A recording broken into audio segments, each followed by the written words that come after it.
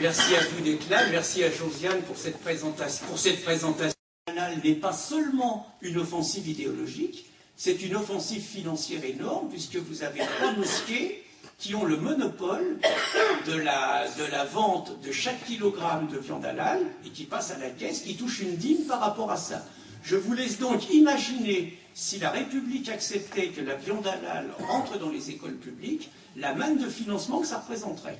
Mais là-dessus, vous avez des discours absolument ahurissants. Vous avez un imam qui vous raconte très clairement, mais pourquoi ça pose un problème? Tout le monde peut manger de la viande halal, vous qui n'êtes pas musulman, ça ne vous pose aucun problème. Donc, mettez de la viande halal dans toutes les écoles, et ça ira très bien, puisque nous, musulmans, nous, on ne peut pas manger une autre viande. Donc, vous voyez à peu près l'argumentation qui est utilisée là-dessus.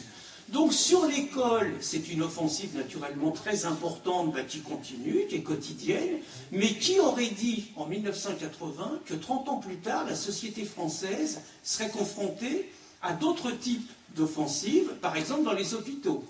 Qui aurait dit dans les hôpitaux qu'il pourrait y avoir des refus de mixité au niveau patient-soignant?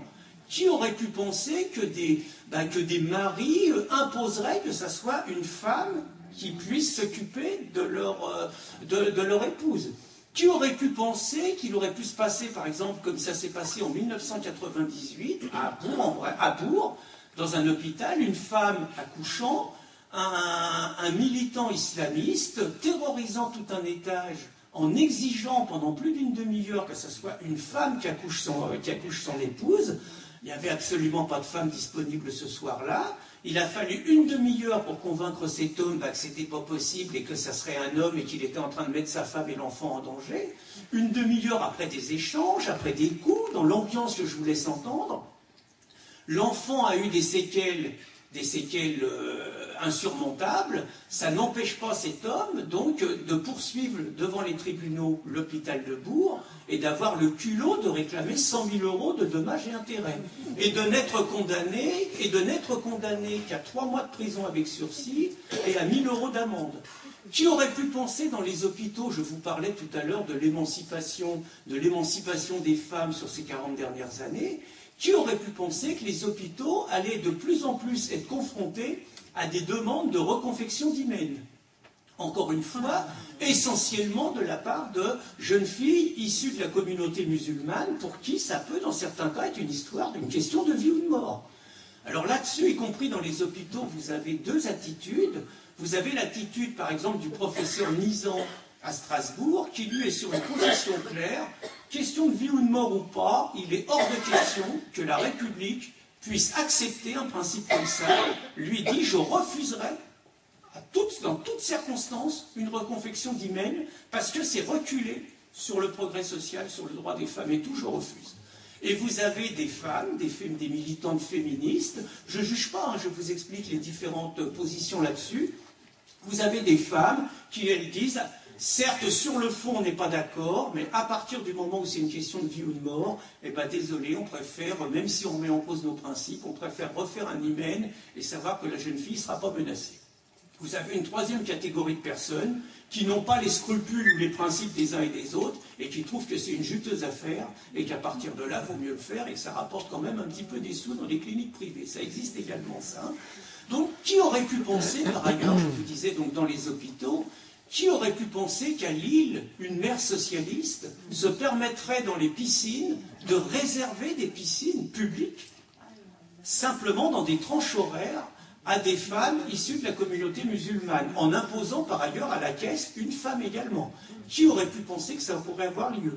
Qui aurait pu penser à Lille, toujours à Lille, qu'un Algérien se disant complètement athée, qui avait pris la décision de se faire incinérer, verrait son ancienne épouse, de qui il est séparé depuis 20 ans, mais qui est une militante musulmane pratiquante, s'opposer à l'incinération de son ancien mari, avoir gain de cause auprès de Martine Aubry, et voir un homme qui, contre sa volonté, a finalement été enterré selon les principes musulmans en Algérie, contre sa volonté, contre la volonté de ses enfants, contre ce qu'il était dans sa vie. Qui aurait pu penser ça?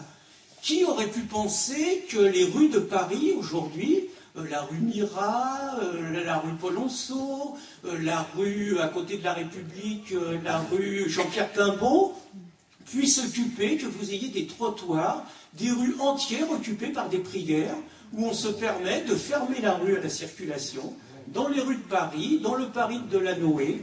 Qui aurait pu penser, il y a une vingtaine, il y a une trentaine d'années, que nous pourrions être confrontés à des situations comme ça? Qui aurait pu penser qu'un philosophe comme Robert Redeker, simplement pour avoir écrit un article dans le Figaro où il expliquait que l'offensive de l'islam en Europe lui faisait peur, en lui expliquant que Robert Redeker n'a rien d'écrit d'absolument impardonnable, et y compris il l'aurait écrit, ça ne mérite pas une menace de mort. Qui aurait pu penser qu'aujourd'hui Robert Redeker vivrait dans son pays comme finalement un prisonnier dans son propre pays, obligé de quitter son métier, obligé de vivre sous escorte policière? Qui aurait pu penser ça? Qui aurait pu penser en France qu'un Mohamed Sifawi était obligé, condamné à mort par les islamistes, de vivre avec 2 policiers qui assuraient sa sécurité 24 heures sur 24? Qui aurait pu penser ça? Qui aurait pu penser que pendant la période du Ramadan, quand on s'appelle Malika, quand on s'appelle Leïla, ou quand on s'appelle Mohamed, c'est extrêmement difficile de manger à la cantine si on n'est pas croyant? Qui aurait pu penser cette anecdote? J'ai une amie algérienne dans la région de Mantes qui a été étonnée, elle a un fils d'une quinzaine d'années, elle a été étonnée de se rendre compte que son fils lui prenait un petit peu d'argent dans son porte-monnaie, et ce n'était pas du tout la culture qu'elle avait donnée à son fils, et les pratiques, elle a fini par avoir l'explication. Pendant la période du Ramadan, le gamin ne voulait pas aller manger à la cantine parce qu'il était l'objet de menaces, de sarcasmes, d'intimidation, et finalement, il piquait de l'argent dans le porte-monnaie de sa mère pour aller s'acheter un sandwich à 500 mètres de l'école. Qui aurait pu penser ça? Qui aurait pu penser que la RATP, service public, pourrait, en pleine période du Ramadan, aménager des horaires particuliers pour les travailleurs faisant le Ramadan, ce qui signifie donc que ceux qui ne le font pas doivent faire le travail de ceux qui le font? Qui aurait pu penser qu'on assisterait à autant de recul au niveau des principes républicains? Qui aurait pu penser que nous aurions 10 000 manifestants dans les rues de Paris pour réclamer le retour du délit de blasphème à l'occasion des caricatures du prophète? Qui aurait pu penser que Charlie Hebdo, Caroline Fourès, Philippe Val puissent se retrouver dans un tribunal simplement pour défendre la liberté d'expression, traînés devant les tribunaux par Dalil Boubaker, par l'UOIF et par la Ligue islamiste? Qui, il y a 30 ans, aurait pu penser ça?